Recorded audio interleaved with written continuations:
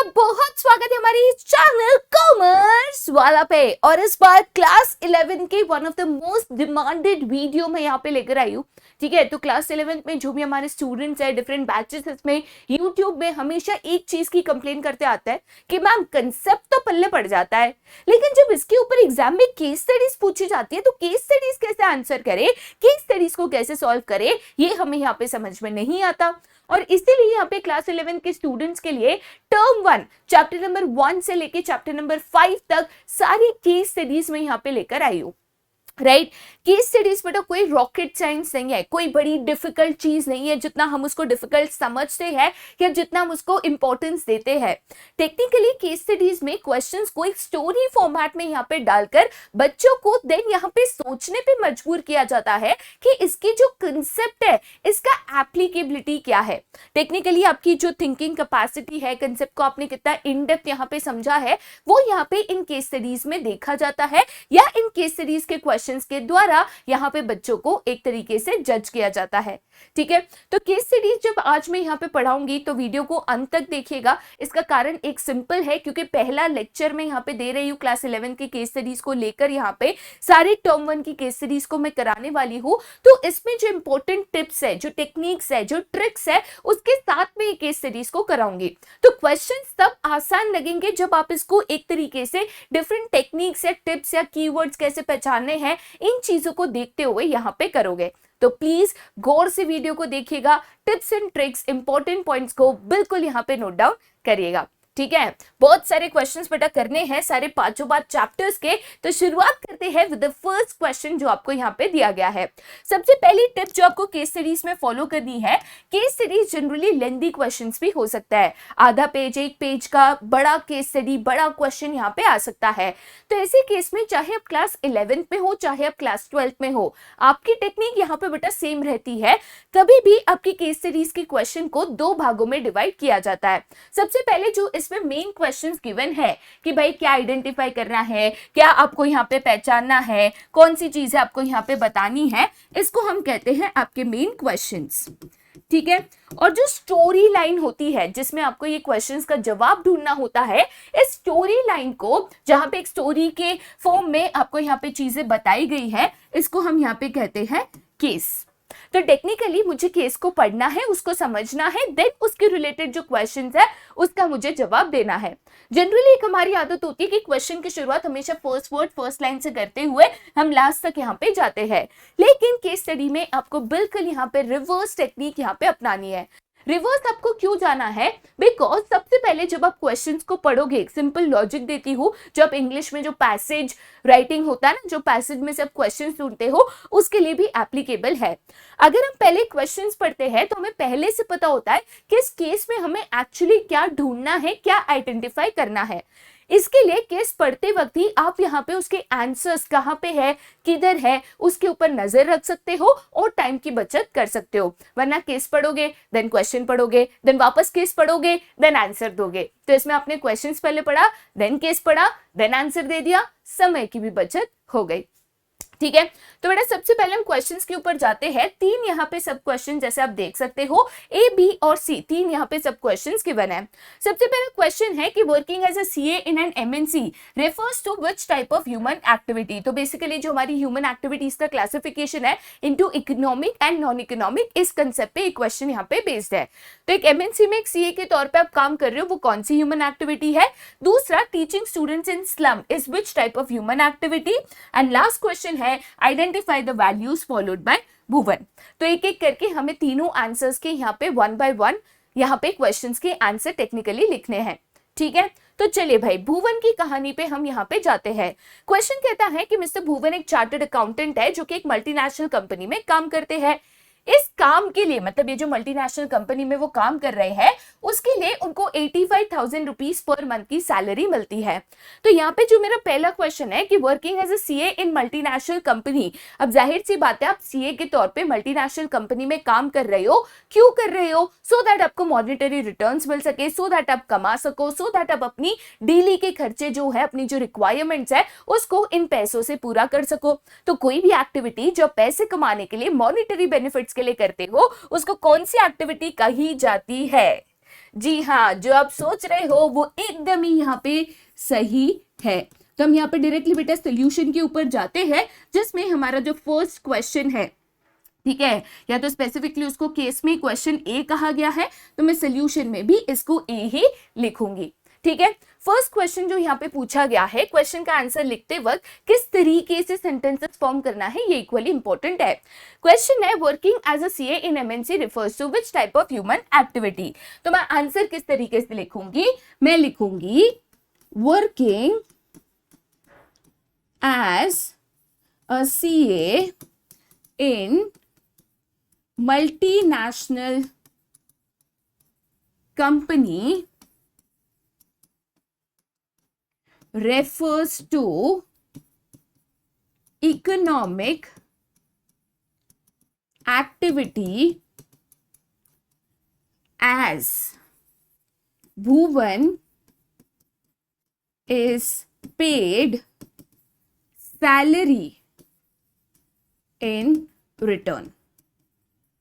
ठीक है, तो यहाँ पे जो इकोनॉमिक एक्टिविटी, जो मेरा मेन आंसर है, उसको एक तरीके से मैं हाईलाइट कर दूंगी बाय अंडरलाइनिंग द कंसेप्ट। ठीक है, तो पहले क्वेश्चन का आंसर मुझे यहाँ पे मिल गया। अब जाते हैं बेटा फिर टू द फर्दर क्वेश्चन, जिसमें क्या पूछा गया है कि on weekends mister Bhuvan goes to near by village and teachers some slum children, he does not charge anything from them.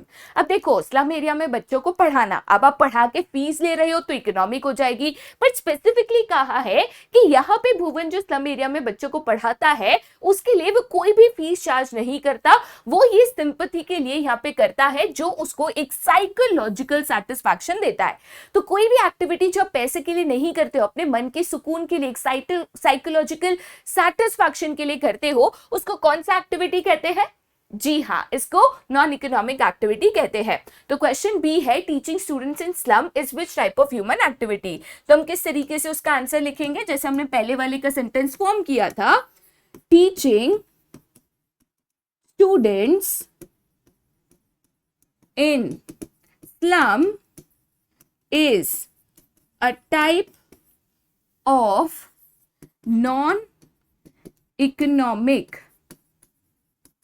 activity as it is done for psychological satisfaction without any monetary returns।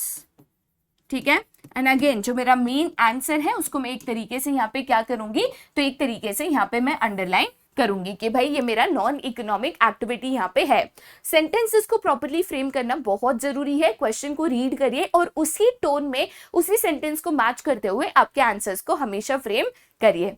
ठीक है, अब देखो बेटा third question जो है, third question में पूछा गया है identify the values followed by Bhuvan. अब वैल्यूज वाले जो क्वेश्चन होते हैं ना, उसके कभी भी कोई डेफिनेट आंसर्स नहीं होते हैं। टेक्निकली आपको ये केस पढ़कर क्या ऐसे लग रहा है कि कौन सी वैल्यूज है जो भुवन ने फॉलो किया, कौन सी अच्छी चीज है जो भुवन ने यहाँ पे कही, उस तरीके से आपको यहाँ पे वैल्यूज मेंशन करने हैं। ठीक है, जनरली ऐसे क्वेश्चन 3 से 4 मार्क के लिए आ सकते हैं, तो वैल्यूज जब लिखोगे 2 से 3 वैल्यूज अगर आप यहाँ पे लिखते हो तो भी मोर देन इनफ यहाँ पे हो जाते हैं। तो आप वापस कैसे लिखोगे, values followed by Bhuvan are. ठीक है, उसमें आप 1 लिख सकते हो, that is love and affection for children. Then आप लिख सकते हो concern for the poor, humanity, या तो आप लिख सकते हो सोशल वेलफेयर। ठीक है, ऐसे जो भी वैल्यूज आपके दिमाग में आ रहे हैं वो आप यहाँ पे लिख सकते हो। ठीक है, चलिए बेटा आगे जाते हैं फिर टू द नेक्स्ट क्वेश्चन। उम्मीद करती हूँ कि पहले क्वेश्चन का आंसर आपको यहाँ पे समझ में आया होगा। ठीक है, चलिए आगे जाते बेटा फिर to the next question. Again आपको टेक्निक बिल्कुल भी चेंज नहीं करनी है। सबसे पहले जो उसके क्वेश्चंस है उसको आपको रीड करना है और उसके बाद जो मेन स्टोरी लाइन है जिसको हम यहाँ पे केस कहते हैं, देन आपको यहाँ पे केस के ऊपर जाना है। क्वेश्चन क्या कहता है कि डिफाइन ऑक्सिलरीज टू ट्रेड। अब इसका तो आंसर आप डायरेक्टली लिख सकते हो कि what are auxiliaries to trade, इसमें आपको केस पढ़ने की भी जरूरत नहीं है। सेकंड क्वेश्चन कहता है identify the different auxiliaries to trade that are being used by mister Mehta in his business by quoting the lines from the paragraph. अब देखिए कोटिंग द लाइंस वाले जो क्वेश्चंस होते हैं स्पेशल काइंड ऑफ क्वेश्चंस होते हैं जहां पे आपको आंसर भी बताना है और ये पॉइंट कौन से लाइन ऑफ द केस में मेंशन्ड है वो लाइन भी आपको यहाँ पे एग्जैक्टली इन्वर्टेड कॉमर्स में लिखनी है। ऐसे क्वेश्चंस में बिल्कुल भी आप अंदाजा लगाना, तुक्का मारना, ये चीजें नहीं कर पाते हो, ठीक है। तो सबसे पहला क्वेश्चन तो उसका मैं डायरेक्टली यहाँ पे आंसर लिख सकती हूँ without even reading the case, जहां पे मुझे पूछा गया है कि डिफाइन ऑक्सिलरीज टू ट्रेड। तो बेटा ऑक्सिलरीज टू ट्रेड क्या होते हैं, अब यहाँ पे अगर आप देखोगे तो क्वेश्चन 1 और 2 गिवन है, ठीक है। तो उसी तरीके से बेटा आपको सोल्यूशन भी यहाँ पे ड्राफ्ट करना है। सबसे पहले मैं यहाँ पे लिखूंगी पॉइंट नंबर या क्वेश्चन नंबर 1 का यहाँ पे जो सोल्यूशन है वो लिखूंगी, जो कि पूछ रहा है डिफाइन ऑक्सिलरीज टू ट्रेड, ठीक है। तो ऑक्सिलरीज टू ट्रेड क्या होता है, auxiliaries to trade are supporting services that ensures smooth flow of trading activities. So 2 से 3 लाइन में आपको ऑक्सिलरीज टू ट्रेड का यहाँ पे डेफिनेशन लिखना है। उसके बाद जब आप सेकंड क्वेश्चन के आंसर के ऊपर आओगे तो उसके लिए आपको यहाँ पे केस पढ़ना इंपॉर्टेंट हो जाएगा। केस बेटा यहाँ पे क्या कहता है, तो केस कहता है कि mister Mehta runs a departmental store in Delhi. He procures different kinds of products from all over India through railways, roadways and airways. अब यहाँ पे सबसे पहले उसने क्या कहा, he procures all kinds of products from all over India through railways, roadways and airways. तो बेटा जब मैं कहती हूँ रेलवेज, रोडवेज, एयरवेज, तो इसमें एक ऑक्सिलरी टू ट्रेड आपको मिल गया। कौन सा मिला बेटा आपको यहाँ पे, तो आपको यहाँ पे सबसे पहला ऑक्सिलरी टू ट्रेड जो मिला दैट इज ट्रांसपोर्टेशन। कौन सा मिला बेटा आपको, ट्रांसपोर्टेशन। लेकिन आप सिर्फ ट्रांसपोर्टेशन लिखोगे तो क्या चलेगा, नहीं। क्वेश्चन स्पेसिफिकली क्या कह रहा है कि by quoting the lines from the paragraph. तो भाई यहाँ पे कौन सा स्टेटमेंट लिखोगे, ही प्रोक्योर्स से लेके एयरवेज तक, ठीक है। तो याद रखना जो भी लाइन आप लिखोगे हमेशा सिंगल इन्वर्टेड कॉमा में होगी और आप यहाँ पे सेंटेंस की शुरुआत जो की है ही प्रोक्योर से लेके एयरवेज तक, इस सेंटेंस को यहाँ पे लिखोगे और इन्वर्टेड कॉमास को क्लोज करोगे, ठीक है। उसके बाद हम आगे जाते हैं टू द नेक्स्ट स्टेटमेंट जो कहता है he also owns a godown to hold the stock, ठीक है। तो जब मैं कहती हूँ गोडाउन, गोडाउन ये वर्ड कौन से ऑक्सिलरी टू ट्रेड को हाईलाइट करता है, ये कौन से ऑक्सिलरी टू ट्रेड का कीवर्ड है या तो अनदर वर्ड है, तो जाहिर सी बात है यहाँ पे मुझे सेकंड ऑक्सिलरी टू ट्रेड मिल जाता है जो कि है यहाँ पे मेरा वेयर हाउसिंग, ठीक है। एंड एज ऑलवेज यहाँ पे सिर्फ वेयर हाउसिंग लिखूंगी तो चलेगा, नहीं चलेगा। तो जो भी स्टेटमेंट है he also owns a godown to लेके स्टॉक्स तक मुझे यहाँ पे लिखना है, he also owns a godown से लेके स्टॉक तक, ठीक है। चलिए आगे जाते हैं बेटा फिर टू द नेक्स्ट स्टेटमेंट जो कहता है he has also taken N insurance policy worth 15 crore for his business. तो यहाँ पे मुझे थर्ड ऑक्सिलरी टू ट्रेड मिल गया डायरेक्टली जो यहाँ पे गिवन है, इसको पहचानने की भी जरूरत नहीं पड़ी, बस इतना समझना है कि one of the auxiliaries to trade में आता है, ठीक है। तो थर्ड ऑक्सिलरी टू ट्रेड क्या है, इंश्योरेंस है। यहाँ पे अगेन आपको स्टेटमेंट लिखना है ही हैज आल्सो टेकन से लेके फॉर हिज बिजनेस। तो अब स्टेटमेंट क्या लिखोगे, he has also taken से लेके बिजनेस तक, पूरा स्टेटमेंट आप यहाँ पे मेंशन करोगे। आगे कहा गया है more over he has taken a loan of 3 lakh rupees from axis bank, ठीक है। तो जब मैं कहती हूँ बैंक तो यहाँ पे मुझे मेरा नेक्स्ट या तो फोर्थ जो है ऑक्सिलरी टू ट्रेड मुझे यहाँ पे मिल गया जो कि है banking and financial services. But again सिर्फ बैंकिंग एंड फाइनेंशियल सर्विसेज लिखूंगी तो चलेगा क्या? नहीं, तो मुझे इसके लिए उसका जो परफेक्ट स्टेटमेंट है वो भी यहाँ पे मेंशन करना है। क्या स्टेटमेंट लिखूंगी? More over he has taken a loan से लेकर financial needs of his business. More over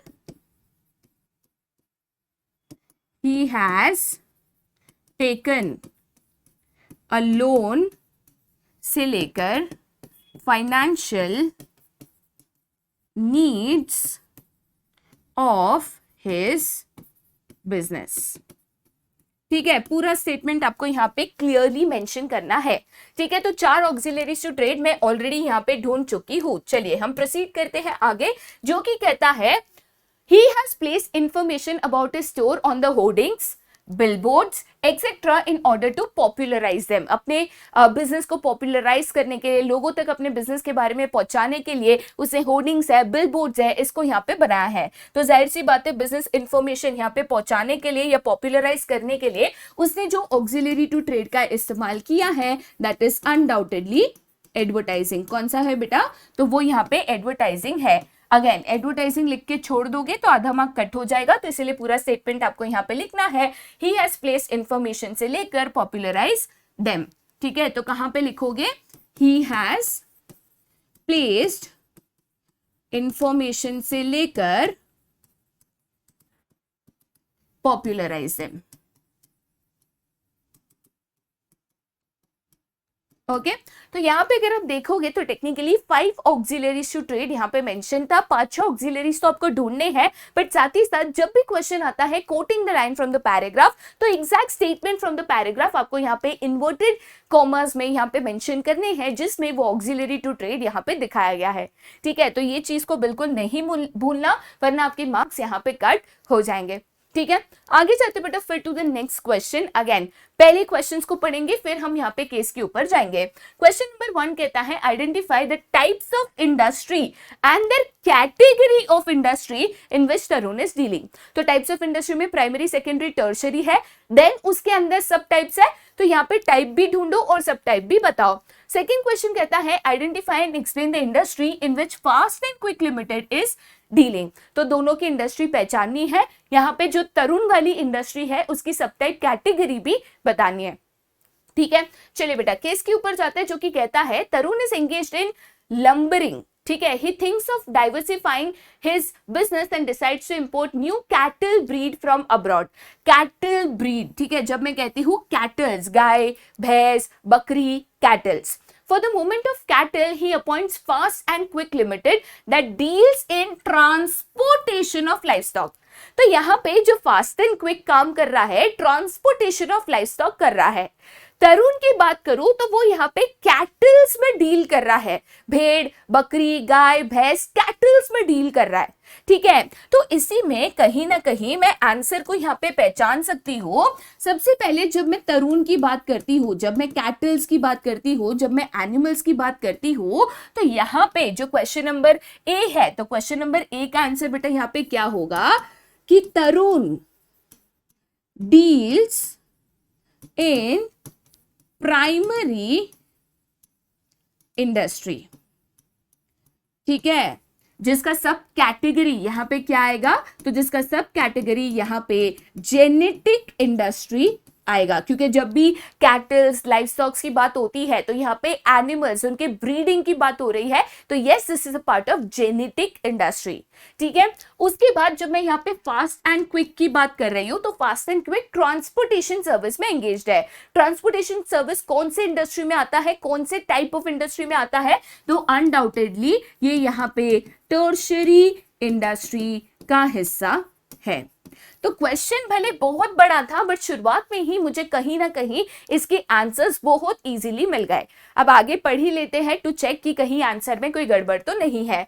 Once his goods are ready, the consumers are made aware of the advertisements and other sales promotion techniques on the basis of given information about business done by Tarun. Answer the following। ठीक है, अब advertisement कौन करता है मेरे को नहीं पता, तरुण करता है या क्विक एंड फास्ट करता है मेंशन नहीं है। तो तरुण का यहाँ पे मैं बिजनेस लाइवस्टॉक गिनूंगी जो कि कैटल ब्रीड्स के ऊपर है, और जो मेरी फास्ट एंड क्विक है उन्होंने स्पेसिफिकली बोला है ये ट्रांसपोर्टेशन सर्विस में एंगेज्ड है। तो ट्रांसपोर्टेशन सर्विस किधर आएगा? टर्शरी सेक्टर में आएगा। ठीक है, चलिए बेटा आगे जाते हैं फिर टू द नेक्स्ट। अब देखिए इस तरीके के लंबे क्वेश्चंस, बड़े क्वेश्चंस भी आपको यहाँ पे पूछे जा सकते हैं। ठीक है, क्वेश्चन क्या कहता है, identify and state 4 features of the business highlighted in the above case. ठीक है, पहले कौन सा बिजनेस है वो पहचानो और उसके कोई भी 4 इंपॉर्टेंट फीचर्स आप बताइए। जब हम कहते हैं एनी 4 फीचर्स, तो आपको जो फीचर्स सही लगते हैं, याद आते हैं या आप उसको बेटर एक्सप्लेन कर पा रहे हो, हमेशा वो 4 फीचर्स को आपको यहाँ पे चूज करना है। क्वेश्चन कहता है कि Naina and Neha are best friends. After completing a course in fashion designing 5 years back, both of them started their own separate outlets in Delhi and Chennai respectively. ठीक है, चलिए 4 फीचर्स जो है आपको यहाँ पे हाईलाइटेड केस में ही ढूंढने हैं, specifically highlighted in the above case, इस केस में आपको 4 फीचर्स ढूंढेंगे। ठीक है, बिजनेस के 4 फीचर्स, कौन से 4 फीचर्स है? ठीक है, चलो, Naina and Neha are best friends after completing a course in fashion designing 5 years back, both of them started their own separate outlets in Delhi and Chennai respectively to earn their livelihood. अब सबसे पहले जब यहाँ पे स्पेसिफिकली बोला है business शुरू क्यों किया, सो दैट वो अपनी जिंदगी चला सके, सो दैट वो अर्न कर सके, कमा सके। तो यहाँ पे मुझे बेटा one of the first features of business यहाँ पे मुझे मिल गया, बहुत ही सिंपल तरीके से यहाँ पे मुझे फर्स्ट फीचर मिल गया है, राइट। और फर्स्ट फीचर बेटा यहाँ पे क्या है, तो फर्स्ट फीचर है यहाँ पे business is an economic activity. ठीक है, क्योंकि बिजनेस हम क्यों कर रहे हैं, to earn our livelihood, so that हम अर्न कर सके, अपनी जिंदगी के खर्चे निकाल सके। तो yes, this is one of the features of business, जो कि कहता है business is an economic activity. ठीक है, आगे जाते बेटा फिर to the next. Naina buys readymade garments from various manufacturers and sales them in her store. However, Neha designs her own range of clothing. She gets them made through her team of designers and sells them directly under the brand name Forever Young. अब देखो दोनों यहाँ पे clothing में ही काम कर रहे हैं, बट नैना जो है एक जगह से खरीदती है और उसको दूसरी जगह बेचती है, नेहा जो है खुद उसको बनाती है और फिर बेचती है। तो यहाँ पे मुझे one of the second features of business यहाँ पे मिल गया, जो कि कहता है इट इंक्लूड्स प्रोडक्शन और प्रोक्योरमेंट ऑफ गुड्स। ठीक है, या तो प्रोडक्शन करके या प्रोड्यूस करके गुड्स को बेच सकते हो, या तो आप उसको प्रोक्योर करके एक जगह से लेके दूसरी जगह यहाँ पे सेल कर सकते हो, which is again a feature of business. आगे जाते हैं जिसमें कहा गया है although both of them are making good returns on their investment, both in the past they have also incurred huge losses due to changes in the taste and preference of the customer and fashion. ठीक है, तो कहीं ना कहीं यहाँ पे एक चीज कही गई है कि भले आज वो लोग सक्सेसफुल है या प्रॉफिट कमा रहे हैं, बट एक टाइम ऐसा भी था जब उनको लॉस हुआ था। तो बिजनेस की बात करोगे तो कभी प्रॉफिट कभी लॉस ये चलते रहता है। ये कौन सा फीचर ऑफ बिजनेस कहता है, तो that is the feature element of risk. Business में हमेशा रिस्क होता है कि प्रॉफिट नहीं होगा, लॉस हो सकता है, प्रॉफिट कम हुआ तो क्या करोगे, तो ये रिस्क जो है बिजनेस में हमेशा यहाँ पे होता है। ठीक है, आगे जाते बेटा फिर टू द नेक्स्ट, जो कि कहता है also despite being in business for such a long time they cannot say with certainty। ठीक है, no certainty as to what amount of profit will be earned by them in the future। मतलब आगे जाके उनको कितना profit होगा नहीं होगा वो ये लोग गारंटी के साथ नहीं कह सकते। और ये कौन सा फीचर ऑफ बिजनेस यहाँ पे कहता है कि बाबा कोई गारंटी नहीं है, कल क्या होगा इसका आपको पता नहीं चलेगा, तो वो कहता है द फीचर ऑफ अनसर्टेनिटी। कौन सा फीचर कहता है, द फीचर ऑफ अनसर्टेनिटी। तो टेक्निकली अगर हम इस केस की बात करें तो इस केस में ये 4 फीचर्स ऑफ बिजनेस यहाँ पे हाईलाइटेड थे।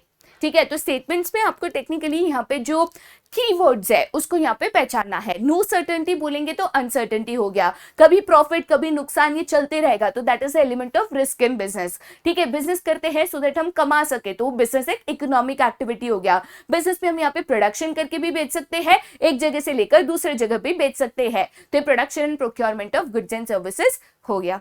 ठीक है, चलिए बेटा आगे जाते हैं फिर टू द नेक्स्ट क्वेश्चन, और यहाँ पे again technique will remain the same. Question कहता है name the law which governs the joint in the family business. Second question कहता है who among the 3 brothers has the right to exercise control over the family business. And third question कहता है comment upon the liability of the 3 brothers। ठीक है। अब again सबसे पहला question जो है उसके लिए मुझे केस पढ़ने की जरूरत है क्या? नहीं। सबसे पहला क्वेश्चन कहता है कि कौन सा लॉ है जो यहाँ पे जॉइंट हिंदू फैमिली बिजनेस के लिए एप्लीकेबल है या जिसके मुताबिक जॉइंट हिंदू फैमिली बिजनेस को इंडिया में कैरी किया जाता है। तो लॉ का आंसर तो बेटा मैं यहाँ पे डायरेक्टली लिख सकती हूं even without reading the case. Okay, तो मेरा आंसर यहाँ पे क्या होगा? The law that governs the joint Hindu family business in India is Hindu Succession Act of 1956। ठीक है, तो कौन सा लॉ गवर्न करता है, इसका आंसर तो मैं डायरेक्टली स्ट्रेट फॉरवर्ड यहाँ पे लिख सकती हूँ बिना इवन केस को यहाँ पे पढ़े हुए। ठीक है, आगे जाते बेटा फिर टू द केस, जहां पे अभी मुझे बाकी दो क्वेश्चंस का जवाब ढूंढना है। सबसे पहले किसके पास बिजनेस का कंट्रोल होगा, और दूसरा जो भी ब्रदर्स है तीनों ब्रदर्स की लायबिलिटी किस तरीके से होगी। क्वेश्चन कहता है कि मिस्टर लक्षित अग्रवाल, इनका एक एंसेस्ट्रल हाउस था इन शिमला। ठीक है, पूर्वजों की प्रॉपर्टी थी शिमला में। अब उनके दोस्त ने उनको एक एडवाइस दिया कि क्यों ना ये प्रॉपर्टी को हम यहाँ पे एक लॉज में कन्वर्ट कर दे, थोड़े से रिनोवेशन करके। जो रेवेन्यू लॉज से आता था कहीं ना कहीं उनकी जो इनकम है उसको एक तरीके से सपोर्ट कर रहा था, मतलब उनकी इनकम यहाँ पे इंक्रीज कर रहा था।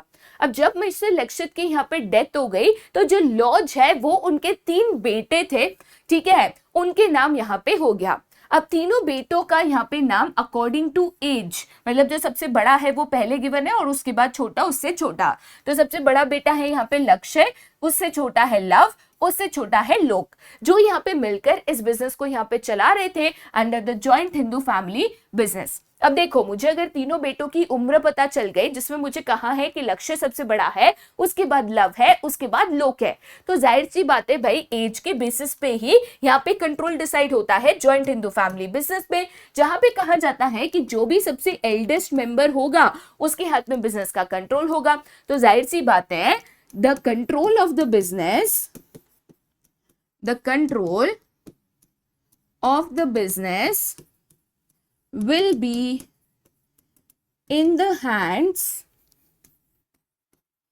of Lakshya, since he is the eldest among the 3 brothers and will be the कर्ता।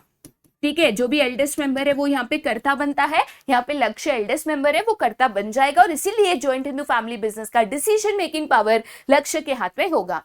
अब थर्ड क्वेश्चन मुझे तीनों की लायबिलिटी के बारे में पूछा गया था। तो बेटा 3 बच्चे हैं, एक है यहाँ पे लक्ष्य, दूसरा है यहाँ पे लव एंड तीसरा है यहाँ पे लोक। ठीक है, तो यहाँ पे जाहिर सी बात है लक्ष्य कौन है, तो लक्ष्य एक तरीके से करता है, और बाकी जो 2 बच्चे उसको मैं यहाँ पे को पर्सनर्स कहूंगी। जो एल्डेस्ट मेंबर है बेटा वो कर्ता बन जाता है, तो ऑटोमेटिकली बाकी 2 जो जन है वो कौन बन गए, को पर्सनर्स। अब मुझे पता है जो करता है उसकी लायबिलिटी कैसी होनी चाहिए, तो उसकी लायबिलिटी हो जाएगी अनलिमिटेड, और जो बाकी को पर्सनर्स है उनकी लायबिलिटी कैसी हो जाएगी, तो बेटा उनकी लायबिलिटी यहाँ पे लिमिटेड बन जाएगी।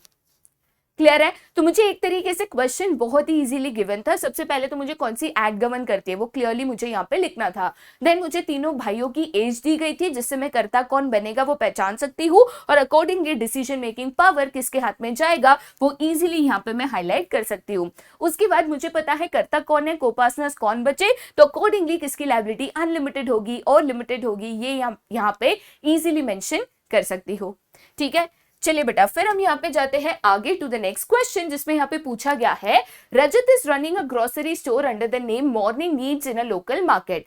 ही takes all the decision about business himself without any interference from others and also earns a direct reward for his risk bearing. In the context of the above case, सबसे पहले आप identify and define करो the form of business organization जो रजत यहाँ पे promote कर रहा है. अब जाहिर सी बात है, जब मुझे यहाँ पे कहा जाता है कि रजत जो है अपने बिजनेस के सारे डिसीजंस खुद लेता है, प्लस उसको डायरेक्ट रिवॉर्ड मिलता है, जितना रिस्क ज्यादा उतना प्रॉफिट ज्यादा, जितना रिस्क कम उतना प्रॉफिट कम, या जितनी मेहनत ज्यादा उतना प्रॉफिट ज्यादा, एंड सो ऑन. तो ऐसे केस में मैं इजीली आइडेंटिफाई कर सकती हूँ कि रजत जो बिजनेस चला रहा है वो एक टाइप ऑफ सोल प्रोप्राइटरशिप है. क्या है? एक फॉर्म ऑफ सोल प्रोप्राइटरशिप यहाँ पे है. ठीक है, अब आइडेंटिफाई कर लिया तो कहा है कि सोल प्रोप्राइटरशिप जो आपने आइडेंटिफाई किया है उसके कोई भी 4 फीचर्स यहाँ पे लिखिए. तो एनी 4 फीचर्स मुझे यहाँ पे और सोल प्रोप्राइटरशिप मेंशन करने होंगे. ठीक है, अब आप इसमें एनी 4 में कोई भी 4 फीचर्स मेंशन कर सकते हो. जैसे कि आपको पता है कि यहाँ पे सिंगल ओनरशिप है. ठीक है, उसके अलावा आप लिख सकते हो कंप्लीट कंट्रोल, या तो कंट्रोल लिख सकते हो. Then you can write unlimited liability.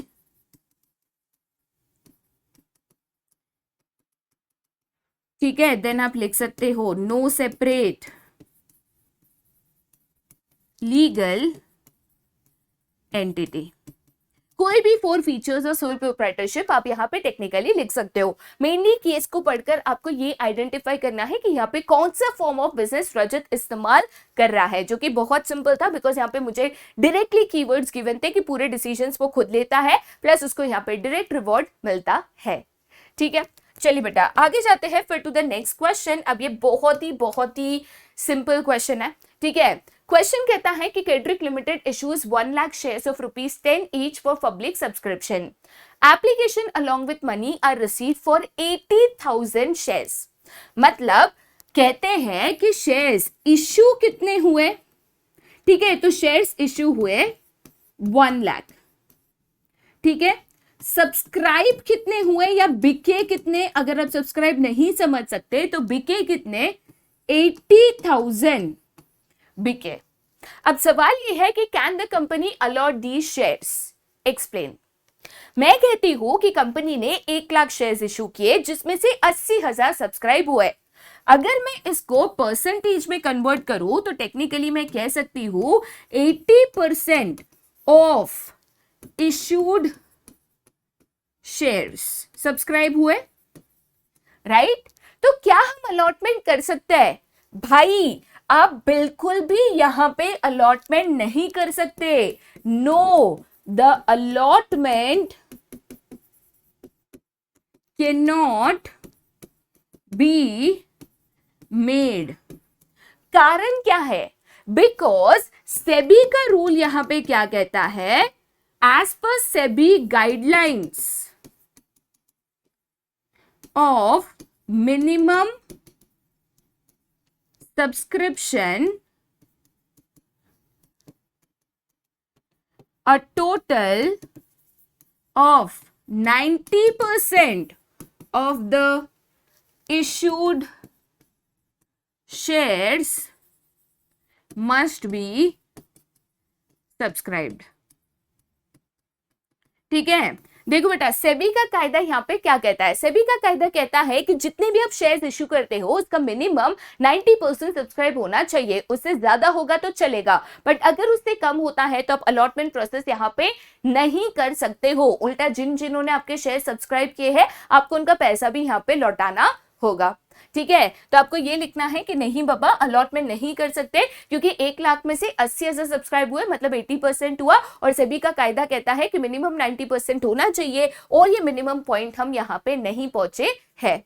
ठीक है, नेक्स्ट क्वेश्चन बेटा यहाँ पे क्या कहता है. नेक्स्ट क्वेश्चन यहाँ पे कहता है कि how much do you think the creditors will get at the time of winding up of the business, give reason to justify your answer.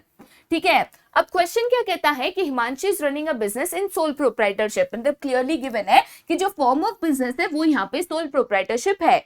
अब उसको बिजनेस में लॉस हो गया तो उसने सोचा बिजनेस को बंद कर देते हैं, वाइंड अप कर देते हैं. On the day of winding up उसके जो टोटल एसेट्स थे वो उनकी कीमत क्या थी, तो 5 लाख रुपए थी.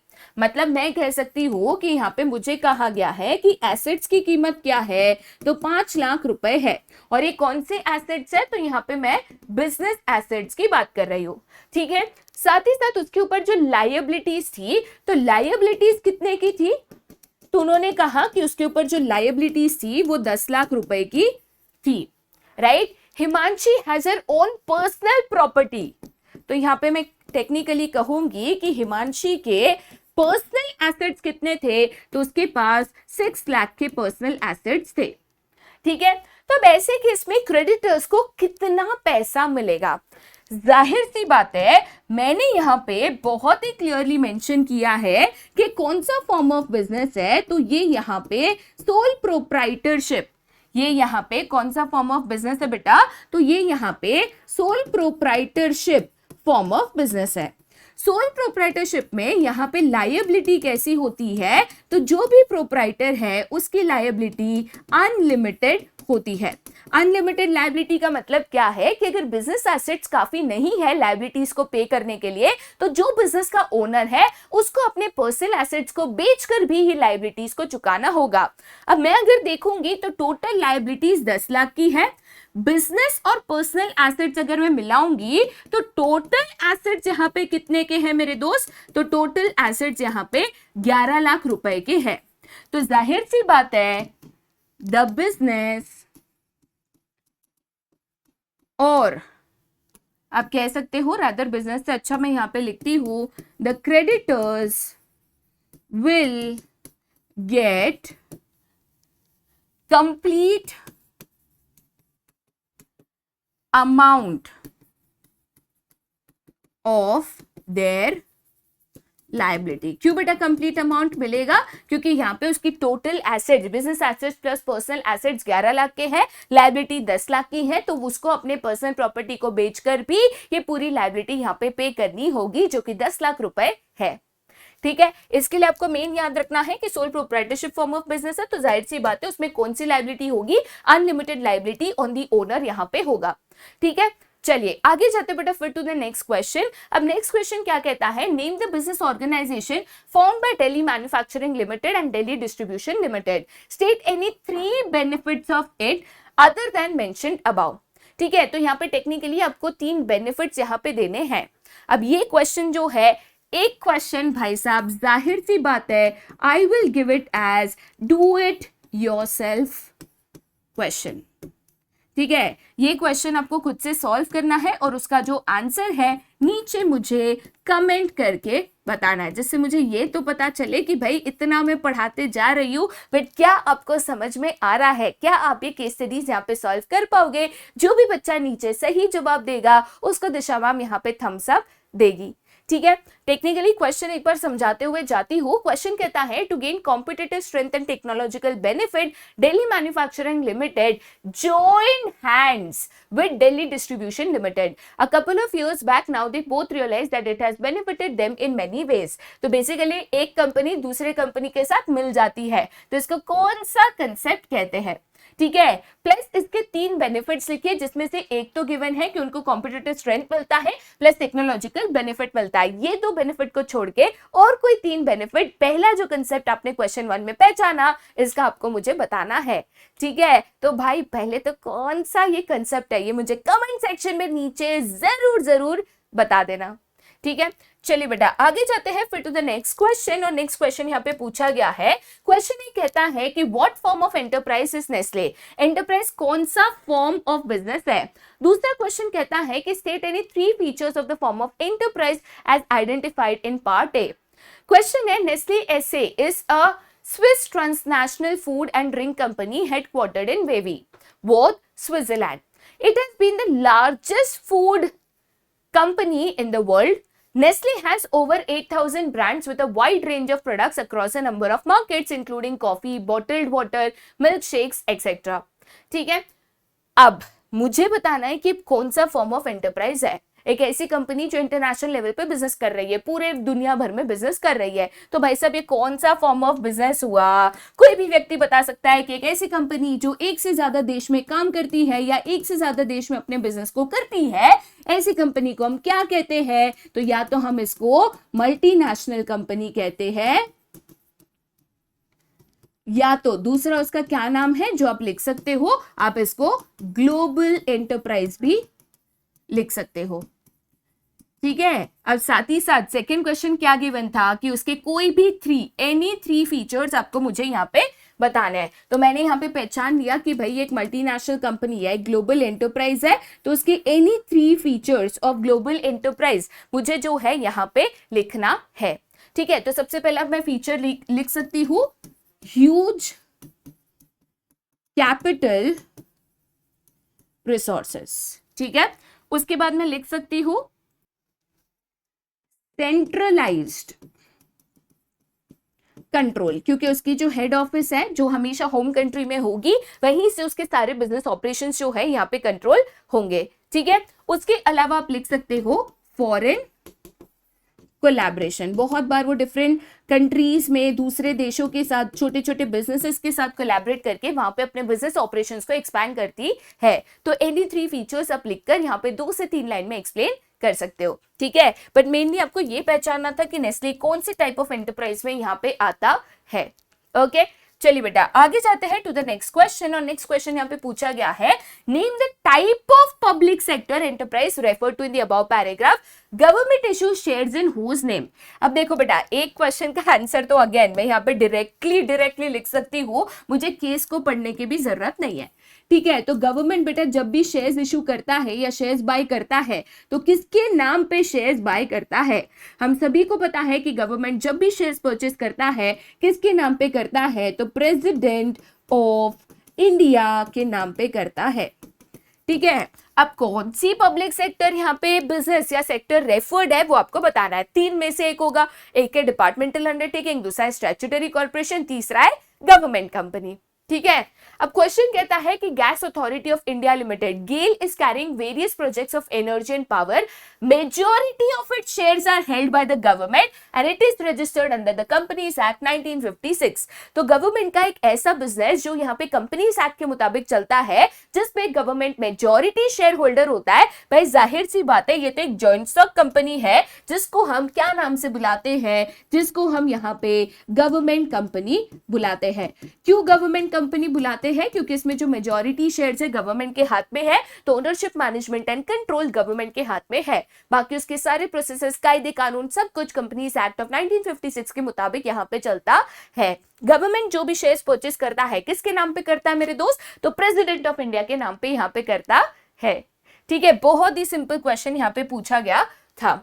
ओके, चलिए बेटा आगे जाते हैं फिर टू द नेक्स्ट क्वेश्चन, जो कि कहता है name the type of public sector enterprise referred to in the above paragraph, name any other statutory corporation, state 2 features of statutory corporation. मतलब मुझे स्टैट्यूटरी कॉर्पोरेशन का एक दूसरा एग्जांपल देना है, फीचर्स बताने हैं, और इधर कौन से टाइप ऑफ पब्लिक एंटरप्राइज है भाई अगेन पहचानना है। क्वेश्चन कहता है with enactment of LIC act 1956 N autonomous body life insurance corporation of India was formed. The act defines the powers, duties, functions, it has a separate legal entity and is fully owned by the government. It has independent financial policy and can raise funds by the borrowings of public and government. अब जब मैं कहती हूँ कि LIC के लिए एक special act पास हुआ, तो कौन सा पब्लिक सेक्टर एंटरप्राइज है जिसको फॉर्म करने के लिए एक स्पेशल एक्ट पास होता है? भले उन्होंने पार्लियामेंट नहीं लिखा, बट ये तो लिखा कि कौन सा एक्ट पास हुआ, राइट तो बेटा यहाँ पे कौन सा एक्ट पास हुआ है LIC को फॉर्म करने के लिए? तो एक एक्ट पास हुआ है, एक स्पेशल एक्ट, जिसमें LIC के जो भी पावर्स है, ड्यूटीज है, ये चीजें मेंशन्ड है। स्पेशल एक्ट फॉर्म करके इस बिजनेस को फॉर्म किया गया है।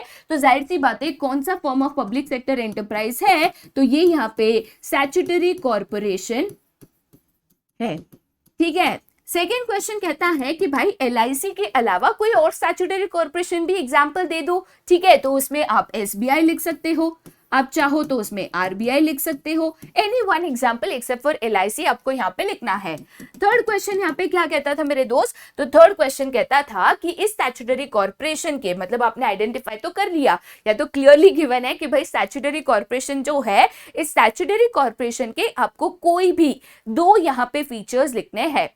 ठीक है, तो यहाँ पे स्टैट्यूटरी कॉर्पोरेशन का सबसे पहला फीचर जो आप यहाँ पे लिख सकते हो वो है एक तरीके से फाइनेंशियल ऑटोनॉमी। ठीक है, क्योंकि स्टैट्यूटरी कॉर्पोरेशन की अगर बात करें तो उनका कोई भी फंडिंग जो है यहाँ पे गवर्नमेंट ट्रेजरी से नहीं आता है, वो खुद अपने फंड्स यहाँ पे रेज करता है और उससे अपने बिजनेसेस को चलाता है। सेकेंड फीचर जो आप यहाँ पे लिख सकते हो वो है सेपरेट लीगल एंटिटी। ठीक है, वो अपने नाम पे एक सेपरेट बिजनेस के तौर पे, सेपरेट फ्रॉम द गवर्नमेंट यहाँ पे चलता है। ऐसे कोई भी टू फीचर्स और स्टैट्यूटरी कॉर्पोरेशन आपको यहाँ पे मेंशन करने हैं। ओके, चलिए बेटा आगे जाते हैं फिर टू द नेक्स्ट क्वेश्चन। अब इसमें पूछा गया है identify the feature of service being discussed in the above paragraph.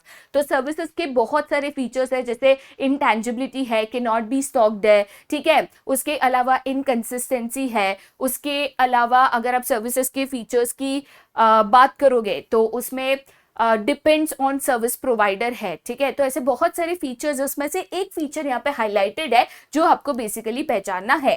Question कहता है कि धनुष विजिटेड अ न्यू रेस्टोरेंट दरबार with his parents, they all like the food served in the restaurant. After a week, Dhanush took his friends to Darbar and placed an order for the same dishes that he had liked during his previous visit. But to his surprise, he found that the taste of the food was not as good as it was during his previous visit. As a result, he felt very disappointed. अब धनुष के साथ हुआ यूं कि वो एक restaurant में खाना खाने गया अपने पेरेंट्स के साथ। जब पेरेंट्स के साथ दरबार रेस्टोरेंट पे गया, जो भी चीजें उसने मंगाई बहुत ही टेस्टी और बेहतरीन थी। तो एक हफ्ते के बाद वो अपने दोस्तों को भी उसी रेस्टोरेंट में वही टेस्टी डिशेस खाने ले गया। रेस्टोरेंट गया, डिशेस को ऑर्डर किया, बट इस बार हुआ यूं कि पिछली बार जितना अच्छा टेस्ट था उतना अच्छा टेस्ट यहाँ पे नहीं था। तो सर्विसेज में हमेशा ऐसे होता है कि हर टाइम आपको same service, same quality, same satisfaction मिले, ऐसा जरूरी नहीं है। तो ये कौन सा फीचर और सर्विस बेटा यहाँ पे कहता है, तो जाहिर सी बात है यहाँ पे सर्विस का जो फीचर मेंशन है वो है इनकंसिस्टेंसी। सर्विसेज हमेशा इनकंसिस्टेंट है, डिमांड ऑफ कंज्यूमर्स के ऊपर और सर्विस प्रोवाइडर के ऊपर इसकी जो कंसिस्टेंसी है, जो क्वालिटी है, जो लेवल ऑफ सेटिस्फैक्शन है, वो यहाँ पे चेंज होते रहता है। ठीक है, सर्विसेज बेटा कभी भी होमोजीनियस नहीं होती। ओके, नेक्स्ट क्वेश्चन बेटा यहाँ पे क्या कहता है, okay, how much amount can be recovered, how much amount can be recovered from the insurance company, why, state the relevant insurance principle in this regard. ठीक है, कितना अमाउंट मिलेगा, क्यों और कौन सा प्रिंसिपल यहाँ पे एप्लीकेबल है। क्वेश्चन कहता है कि Rajesh Sachdeva insured his factory for 45 lakhs against fire. Fire insurance यहाँ पे निकाला है और पॉलिसी कितने की निकाली है, तो 45 lakhs की निकाली है। अब उसके यहाँ पे आग लग गई जिसके कारण गोडाउन में जो भी स्टॉक पड़ा था वो यहाँ पे जल गया। नुकसान कितने का हुआ, तो 24 लाख का नुकसान हुआ। मतलब मैं अगर कहूँ तो पॉलिसी अमाउंट क्या है, ठीक है, तो पॉलिसी अमाउंट है 45 lakhs। एक्चुअल लॉस कितना हुआ फायर के कारण, तो एक्चुअल लॉस हुआ 24 लाख का। ठीक है, तो अब यहां पे सामने वाले व्यक्ति को इंश्योरेंस कंपनी से रीइंबर्समेंट या तो आप कह सकते हो क्लेम सेटलमेंट कितने का मिलेगा। पॉलिसी 45 lakhs की थी तो 45 lakhs का क्लेम सेटलमेंट मिलेगा क्या, नहीं। क्लेम सेटलमेंट बेटा कितने का मिलेगा, तो 24 लाख का मिलेगा। जितने का नुकसान हुआ उतने का ही क्लेम सेटलमेंट मिलेगा। क्योंकि फायर इंश्योरेंस की बात करो तो हम सभी को पता है कि fire insurance is an insurance of strict indemnity. ठीक है, और इसके ऊपर कौन सा प्रिंसिपल ऑफ इंश्योरेंस फॉलो होता है, तो यहां पे प्रिंसिपल ऑफ इंडेमनिटी फॉलो होता है। प्रिंसिपल ऑफ इंडेमनिटी बेटा क्या कहता है? तो प्रिंसिपल ऑफ इंडेमनिटी कहता है कि इंश्योरेंस कभी भी प्रॉफिट के लिए नहीं किया जाता है। इंश्योरेंस का काम होता है कि जो भी इंश्योर्ड है वो लॉस के पहले जो पोजीशन में था उसको बैक टू वही पोजीशन, ओरिजिनल पोजीशन ले आना। लॉस के पहले यहाँ पे उसके पास 24 लाख के गुड्स थे तो वापस उसको 24 लाख देकर वही पोजीशन पे लेकर आना, ना कि उससे ज्यादा देकर उसको एक प्रॉफिट करने का यहाँ पे मौका देना। इसको हम कहते हैं प्रिंसिपल ऑफ इंडेमनिटी, जिसके कारण जाहिर सी बात है कि जो राजेश सचदेवा है उसको टोटल कितना अमाउंट मिलेगा? तो उसको पॉलिसी से 24 लाख की ही भरपाई यहां पे मिलेगी। ठीक है, चलिए बेटा आगे जाते हैं फिर टू द नेक्स्ट क्वेश्चन। अब यहाँ पे सबसे पहला क्वेश्चन कहता है कि explain the insurance principle followed by insurance company in rejecting the claim. अब यहाँ पे क्लेम रिजेक्ट हो गया, बट कौन से प्रिंसिपल के दौरान क्लेम रिजेक्ट हुआ? सेकंड क्वेश्चन कहता है कि who can claim the compensation for the insurance company and why. ठीक है, अब सबसे पहले क्वेश्चन के ऊपर ध्यान दीजिए। क्वेश्चन कहता है कि Satish took an insurance policy for his car but he sold the car within a year to his friend Ramesh and got the registration done in Ramesh name. मतलब पहले सतीश ने गाड़ी ली, उसने अपने नाम पे इंश्योरेंस पॉलिसी ली, फिर वो कार उसने यहाँ पे रमेश को बेच दी, कार रमेश की हो गई, उसके नाम पे हो गई। ठीक है, अब हुआ यूं कि कुछ महीनों बाद ये कार यहाँ पे चोरी हो गई और रमेश के गैराज से यहाँ पे चोरी हो गई। सतीश ने क्या करा? सतीश के पास इंश्योरेंस पॉलिसी थी तो इंश्योरेंस कंपनी के पास गया और उसको बोला कि भाई मेरी कार चोरी हो गई, आप मुझे भरपाई दे दो। लेकिन इंश्योरेंस कंपनी ने ये क्लेम को रिजेक्ट कर दिया कि बाबा आपको यहाँ पे कोई नुकसान तो नहीं हुआ ना, गाड़ी अब आपकी है क्या? नहीं है। गाड़ी अब किसकी हो गई? रमेश की। गाड़ी चोरी किसकी हुई? रमेश की। नुकसान किसका हुआ? रमेश का। तो इंश्योरेंस कंपनी सतीश को क्यों पैसा देगी भाई? राइट तो यहां पे बेटा कौन से प्रिंसिपल को फॉलो करते हुए जो आपका इंश्योरेंस कंपनी है उसने क्लेम को रिजेक्ट किया है?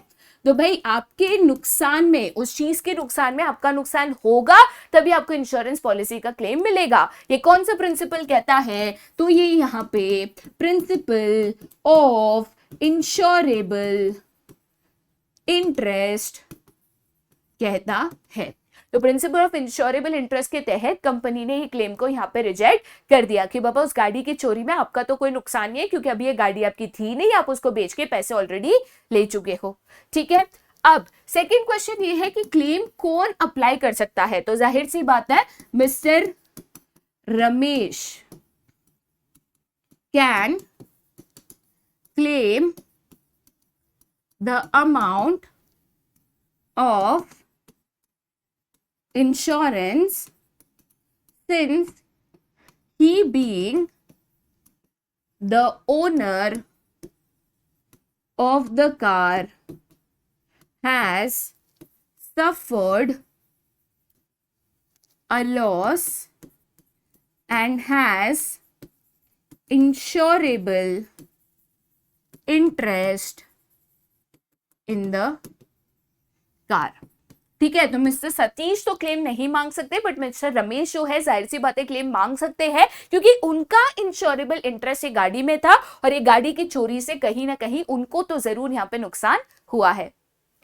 ठीक है, चलिए बेटा आगे जाते हैं फिर to the next question. Again a very very simple question यहाँ पे पूछा गया है। क्वेश्चन कहता है कि identify the facility provided by the commercial bank to Akash. Akash को कमर्शियल बैंक ने कौन सी फैसिलिटी यहाँ पे दी है? क्वेश्चन कहता है कि आकाश जुनेजा एक बिजनेसमैन थे जो डेली डीलिंग्स में यहाँ पे एक तरीके से करते थे ट्रांजैक्शन और इसीलिए उन्होंने यहाँ पे करंट अकाउंट ओपन किया था with Axis bank. Due to unavailability of funds and an urgent need to pay to his creditors he approaches the bank to withdraw more than the balance available in his account using the facility provided to him by the bank owing to his credit worthiness। Account से ज्यादा भी आप withdraw कर सकते हो। ये facility सिर्फ और सिर्फ करंट अकाउंट होल्डर्स को मिलती है। ये कौन सी फैसिलिटी है या ये फैसिलिटी को क्या नाम दिया जाता है? तो इसको हम कौन सी फैसिलिटी कहते हैं बेटा? इसको हम यहाँ पे ओवरड्राफ्ट फैसिलिटी कहते हैं, जो सिर्फ और सिर्फ करंट अकाउंट होल्डर्स को मिलती है, जहां पे उनके अकाउंट में जितना बैलेंस है उससे ज्यादा भी पैसा वो विड्रॉ करके यहाँ पे कर सकते हैं। ठीक है, लेकिन ओवरड्राफ्ट की एक लिमिट होती है जो बैंक यहाँ पे डिसाइड करती है। ओके, चलिए आगे जाते बेटा फिर टू द नेक्स्ट क्वेश्चन जिसमें पूछा गया है in which direction Prabhakaran electronic transaction can be visualised to be extending. ठीक है, क्वेश्चन को पहले पढ़ लीजिए। क्वेश्चन कहता है कि Prabhakar wants to buy a new furniture for his house but he does not have enough space to keep it. So उसने क्या सोचा कि बाबा नया फर्नीचर रखने के लिए जगह नहीं है, तो एक काम करता हूं, ओल्ड फर्नीचर को यहाँ पे बेच देता हूं। कहां पे बेचना है? तो Quikr.com पे यहाँ पे बेचना है, राइट। यहाँ पे Quikr.com में उसने अपने ओल्ड फर्नीचर को लिस्ट कर दिया सो दैट फर्नीचर बेच के थोड़ा बहुत पैसा भी यहाँ पे आ जाए और नया फर्नीचर रखने के लिए जगह भी हो जाए। अब उसको बहुत अच्छा रिस्पॉन्स मिला जो Quikr.com पे उसने पोस्ट डाला उसके ऊपर। फाइनली उसने उस बायर को सिलेक्ट किया जो यहाँ पे बिगेस्ट प्राइस या सबसे मैक्सिमम प्राइस वो फर्नीचर को ऑफर कर रहा था। टेक्निकली मैं कह सकती हूँ कि यहाँ पे जो प्रभाकरण है उस फर्नीचर का ओनर वो उसको यूज कर रहा था, मतलब टेक्निकली जो यूज कर रहा था तो वो एक कंज्यूमर हुआ। जो बायर है Quikr.com पे उसने वो फर्नीचर अपने इस्तेमाल के लिए खरीदा, तो वो भी यहाँ पे एक कंज्यूमर हो गया। और इसीलिए यहाँ पे कौन सा ट्रांजैक्शन हुआ है मेरे दोस्त? तो यहाँ पे अगर मैं ट्रांजैक्शन की बात करूं तो दिस इज C2C ट्रांजैक्शन, क्योंकि यहाँ पे बाइंग एंड सेलिंग दो कंज्यूमर्स के बीच में यहाँ पे हुआ है। ठीक है, चलिए आगे जाते बेटा फिर टू द नेक्स्ट क्वेश्चन जिसमें पूछा गया है कि is he correct explain any 3 such online payment mechanism. मतलब यहाँ पे कुछ एक स्टेटमेंट है वो करेक्ट है कि नहीं, और ऑनलाइन मैकेनिज्म के अनदर जो पेमेंट ऑप्शंस है वो आपको बताने हैं। क्वेश्चन कहता है कि your friend is of that opinion that traditional business involves handling and carrying more cash by both buyers and sellers which was highly risky but online payment mechanism is safer. पहले जब हम business करते थे तो जो उसमें जो भी बाइंग एंड सेलिंग होता था मेजॉरिटी कैश ट्रांजैक्शंस होता था, जिसकी वजह से हमेशा हमें ज्यादा कैश कैरी करना पड़ता था, तो रिस्की होता था, चोरी हो गया, किधर गुम हो गया, किधर रह गया, हमेशा रिस्की रहता था, जो आजकल ऑनलाइन ट्रांजैक्शन में नहीं होता है। ऑनलाइन ट्रांजैक्शन में आप फोन से, ऑनलाइन बैंकिंग से, क्रेडिट कार्ड, डेबिट कार्ड से यहाँ पर ट्रांजैक्शंस कर सकते हो, जो चोरी हो जाने का या कोई लेके चला जाएगा इसका डर यहाँ पे नहीं होता है। तो क्या ये चीज सही है? जाहिर सी बात है, एब्सोल्युटली ही इज करेक्ट। ठीक है, तो यहाँ पे यस ही इज करेक्ट। ठीक है, और फिर आपको टेक्निकली 3 सच ऑनलाइन पेमेंट मैकेनिज्म्स बताने हैं। तो ऑनलाइन पेमेंट मैकेनिज्म्स की अगर बात करूं तो टेक्निकली मैं यहाँ पे डिजिटल पेमेंट मैकेनिज्म्स की बात कर रही हूं। तो एनी 3 आपको बताने हैं, तो बेटा कोई भी 3 पॉइंट जिसको आप सबसे बेस्ट एक्सप्लेन कर सको उसको यहाँ पे लिख देना। जैसे कि आप यहाँ पे डेबिट कार्ड लिख सकते हो, उसके अलावा आप क्रेडिट कार्ड लिख सकते हो, नेट बैंकिंग लिख सकते हो जिसमें RTGS NEFT आ जाएगा। ठीक है, उसके अलावा डिजिटल वॉलेट्स लिख सकते हो, एक्सेट्रा। ठीक है, तो टेक्निकली कोई भी 3 डिजिटल पेमेंट ऑप्शन है उसको लिखकर आपको यहाँ पे डिटेल में एक्सप्लेन करना है। ओके, चलिए बेटा आगे जाते हैं फिर टू द नेक्स्ट क्वेश्चन जिसमें यहाँ पे पूछा गया है। ओके, देखिए क्वेश्चन यहाँ पे क्या कहता है। तो क्वेश्चन यहाँ पे कहता है कि in which direction Fast Bikes Limited electronic transaction can be visualized to be extending। ठीक है, क्वेश्चन कहता है कि Ride Bikes Limited is a well-known manufacturer in the field of automobiles. It manufactures different models of sports bikes. The company officials interact with the supplier on regular basis through internet. Speedo Steel Limited is the leading supplier of steel to them। मतलब Speedo steel जो है उनको क्या supply करता है? तो steel supply करता है, मतलब ये भी एक बिजनेस है। ठीक है, एंड राइड बाइक्स एक मैन्युफैक्चरर ऑफ बाइक्स है, मतलब टेक्निकली आप कह सकते हो कि ये भी एक बिजनेस है ना। Okay, Fast Bikes Limited uses internet for placing orders, keeping track of different supplies, delivery of components, payments, etc. The company personnel finds the use of internet very convenient and time-saving. Moreover, use of internet provides the company with a wide variety of supplies to choose from. This internet has not only widened the market but has given them much wider choice as well. अब यहाँ पे Fast Bikes जो है किस visualise में आता है, किस फॉर्म ऑफ बिजनेस में या स्कोप ऑफ ई बिजनेस में आता है? जाहिर सी बात है भाई, दोनों बिजनेस के बीच में ट्रांजैक्शन हो रहा है, तो दिस इज B2B ट्रांजैक्शन। ठीक है, इतना बड़ा केस बना के इसको कंफ्यूज करने की कोशिश की है। ये देखो कि दो बिजनेस के बीच में ट्रांजैक्शन हो रहा है, तो विजुअलाइजेशन हमेशा B2B बिजनेस में या B2B ट्रांजैक्शन में यहाँ पे जाएगा। ठीक है, आगे जाते बेटा फिर to the next and the last question of the day, जो कि यहाँ पे क्या कहता है, क्वेश्चन कहता है कि Saket Malhotra an entrepreneur is planning to enter into a new business of manufacturing laptop bags with an inbuilt lock facility and solar charger.